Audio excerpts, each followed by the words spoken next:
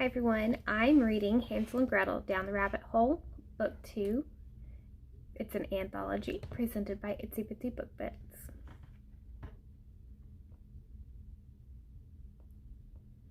The Witch in the Woods, a fairy tale retold by Amy Allen. Prologue. Once upon a time. The room was dark, other than the small ball of light that was floating towards the cradles that weak old twins, one boy and one girl, were lying in. On a small low table in between and at the head of the cradles was a candle holder with a now burned out candle. The light stopped between the cradles in front of the table before it suddenly morphed into a young-looking woman, holding two infants, a male and a female. Glancing to the doorway where she knew a wet nurse as well as a nanny slept, the woman quickly exchanged the babies she held for the ones in the cradles. With any luck, no one would ever discover the twin children were changelings. Fey babies. If the children were discovered, hopefully it will be too late. The woman gazed at the changelings for a moment longer, noticing the human babies were starting to fuss. She started to transfer that fussiness to the two in the cradles. Before she finished, she heard a familiar voice in her mind by way of telepathic message. A man in the Fey realm watched the woman he'd just sent to the human realm disappear as he messaged via telepathy. Another he'd sent 30 minutes prior. You will be met outside of that home, Morgese, by another fairy. You are to give the human children to her, and you will stay in the human realm to watch over the two Fey children. Morgese frowned at the message. It made no sense to her. No fairy had ever been left to watch over babies they've switched. Replying to the message the same way she'd received it, Morgese said, "This has never been done. What is special about these twins?" The man laughed, knowing Morgese heard it, but not realizing that it sounded forced. He was the crown prince of the Fey realm. Although he had yet to tell Morgese they were done, he figured her having to remain in the human realm would have her realize he was now her ex-lover. He also would never tell Morgese that he was lying for who was giving this order. What she and his father didn't know wouldn't hurt anyone. It would keep her gone, and by the time she found out he was marrying another, it would be too late. Wanting to get this over with so his future wife could hurry and return with the human babies, Diarmuid replied, "You'd be correct. This is not something normally done. This is by order of my father, King Bayard. He did not say if the changelings are special or not. He only stated that you are to remain there." Morgese sighed. Placing a hand on the changeling twins, a sad smile formed as first the male, then the female started crying. Shifting back into the small ball of light, Morgese made it to just outside the window before the wet nurse arrived in the room. Watching the human woman feed the babies, she finally replied with, "Am I to know how long I am to watch over them, or any other information, Diarmuid?" Diarmuid frowned. He was already tired of this conversation.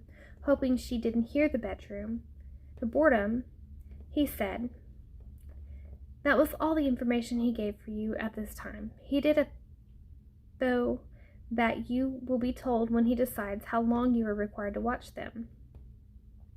I do not believe he has decided the duration yet. When there is more to tell you, you will be informed."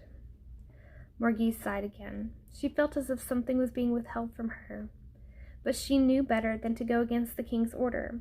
She wondered if it really was an order from the king, but also knew better than to voice that. Morgese hoped that this wasn't the end of her and Diarmuid. She also hoped he would come to the human realm when he was able to spend time with her. Turning from the window, Morgese floated to where she saw another ball of light hovering. She changed to looking human at the same time as the other ball of light did. She couldn't place why, but the other woman looked familiar to her. Shaking off the feeling, she handed the infants to the woman, then watched as the woman became a ball of light again and disappeared. Chapter 1. 2 years later. Morgese had spent her first year in the human realm watching the babies. Corydon, Corey for short, and Sydney, their parents wanting something more unique than the traditional spelling of Sydney for her, become toddlers from a tree near the house. She liked that the twins were happy children, both now with bright blonde hair and an unusual-looking blue eyes. In that first year, Morgese hadn't gone looking for any kind of home, since she wasn't sure how long this assignment would last. Also, much to her dismay, she never had a visit from the prince. In fact, just after the twins had their first birthday, she received word that the prince was to marry. Hearing that information, she knew in her heart that this was exile, as she thought of it, was not at the king's orders, but that it was Druid's plan to end their relationship and keep her out of the way. The moment she found out, her heart hardened. She still had no idea how long she was to remain, or what was eventually required of her.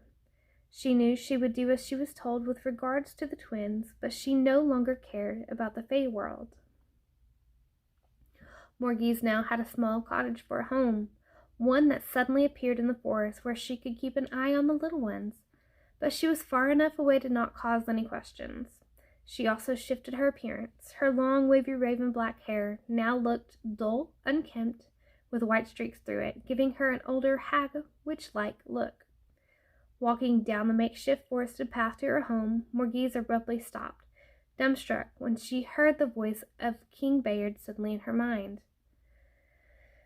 To say King Bayard was upset when his son told him about getting rid of Morgese would have been an understatement. The king loved Morgese and had been in love with her since they were teens, even if he hadn't ever been able to show her. For the last 50 to 75 years, she had been his son's woman, and because Bayard thought his son had been serious about Morgese, Bayard continued to keep his own feelings hidden. Since his son had already told Morgese she was required to remain and used him as the scapegoat, all he was able to do was decide how long she would need to stay. Unfortunately, between his son's wedding and problems that had arisen within the realm, he had been unable to notify her any sooner. He did realize 2 years had passed in the human realm, and as he'd been able to feel all she did, no matter what it was, since he was around 18 years old, about a year before he married, he could feel her disillusionment with her own realm. Bayard was afraid that what he was going to ask of Morgese, which included the length of stay, would push her further away from him and the Fae realm. He hoped that wouldn't happen, though. After running different scenarios through his mind, Bayard finally messaged Morgese. "My apologies, my dear, for how my son treated you and for not having a plan together for you sooner. I did not want to send just anyone to pass on a message from me. Although it was my son who told you that you were to remain there, I thought it best if the rest of the information came from me. As much as it pains me to say, I ask that you remain watching over the twins until they turn 18. On their 18th birthday, I ask that they, with you accompanying them, return to our realm." His heart was heavy with this request. Though he hadn't told her, she had every right to refuse, and if that was what she chose, he would accept it and let her know she was free to return. When the king started, Morgese thought she heard a trace of love, an emotion that she thought long dead in her towards him, but felt a slight stirring at his tone from him. As he continued, though, she thought she had imagined it. No man, king or not, could ask, request, order a woman he loved to do as he just had. He wanted her to remain another 16 years and then return them to the realm. Though she said she could not refuse her king, her heart hardened more, and she felt the beginnings of hate toward the realm. Just as she was about to reply, she heard what she thought was a small sob from the king. Thinking it must have been her imagination, like hearing love in his voice at the start of his message to her, she replied, "If that is your wish, sire, then I will remain until it is time to return them. May I ask why you wish them to be returned at that point in time?" Bayard felt his own heart hurt with her reaction. Though he did wish she'd said no, that she wanted to return, her answer wasn't surprising. He was unprepared for her question, though. Instead of saying, "Get the children and return with them now so you can be here with me," he told her, "They are already established in the household. They can learn and grow with those parents, but also, if you are able to integrate yourself into the household too, mayhap you can teach them of the realm, what it is to be Fae." Morgese hatched a plan then and there. She would teach them, or at least Corey when he was of age, but it would have nothing to do with the realm or what it was to be Fae. Keeping these thoughts tucked away, she replied, "Yes, my king, I will do my best to get a position in their house, so I may teach them." Hoping he didn't reply back, Morgese continued on to her home, a slow, wicked smile forming on her lips. Chapter 2. 6 years later. 2 8-year-old children, a boy and a girl, twins, ran out of the front door of their manor house. They were tutored at home due to the fact that they lived just outside of their village. The grammar school in town was too far for them to travel. When the tutor originally started with the twins, he had been surprised. He'd told their parents it was unusual for him to also be teaching girls. Girls were usually only taught how to run a household. Their parents had stated that it was easier to teach them both because Sydney wanted to do everything her brother did. Reaching a nearby tree first, Sydney turned to her brother. Giggling, she wondered, "Do you think Master Schmitz will be upset to find us gone?" Corey laughed at his sister's question. "Now, you ask, and does it matter? He did say we could have a break. He also did not say we had to stay inside. Besides, he left their room to follow Melanie. You know, whenever he does that, they are both gone for hours. The first time he followed her, I peeked to see why he was gone so long." Corey suddenly shook his head. "If you have not peeked, you do not want to know, so stop asking." Although neither he nor his sister had ever mentioned it to Melanie, their nanny, or to their parents, he and Sydney were able to reach and read each other's minds, as well as the minds of others if they so chose, and mentally talk to each other. He was glad she did as he asked. Grinning at his sister, he simply asked, "Ready?" Giving him a grin in return, Sydney headed out of the gate in reply. She and Corey had been planning this exploration for a while, and she was excited. Sydney wanted to know if the rumors were true or not, if there really was an old witch that lived out in the woods. Sydney suddenly stopped. Although she knew she could ask Corey telepathically, since to her knowledge it was just the two of them outside, she asked aloud, "Should we take anything to mark our way to not get lost coming home?" Corey laughed. "Like what? I think we can manage without, since I believe there's a path leading directly to it. If we have to go into the forest at all, we'll figure it out then. Now come on, let's go." Starting off again, but noticing his sister hadn't moved, he turned to look at her. "Do not tell me they are afraid, Sid." Sydney shook her head. "No, not really. I want to know if the rumors are true, but I do not know. Something just feels off.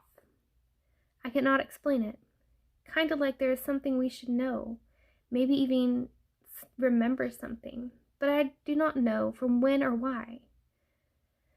Sydney shrugged.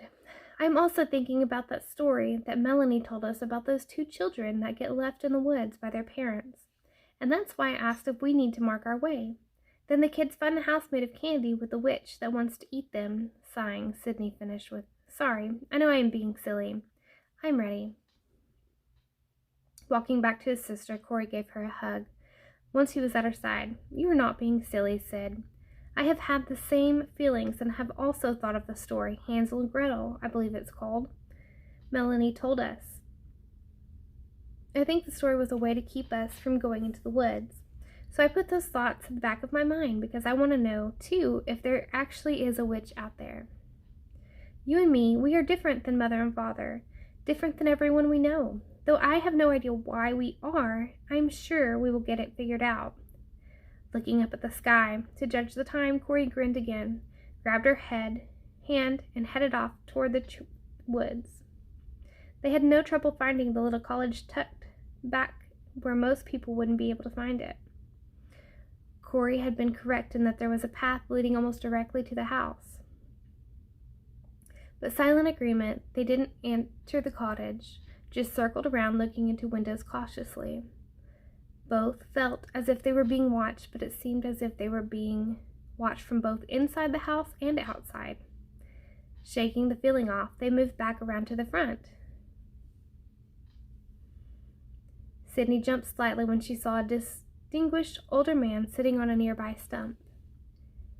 He felt familiar to her, though she couldn't place why. "Whence comest thou?" she asked, wondering where he'd come from.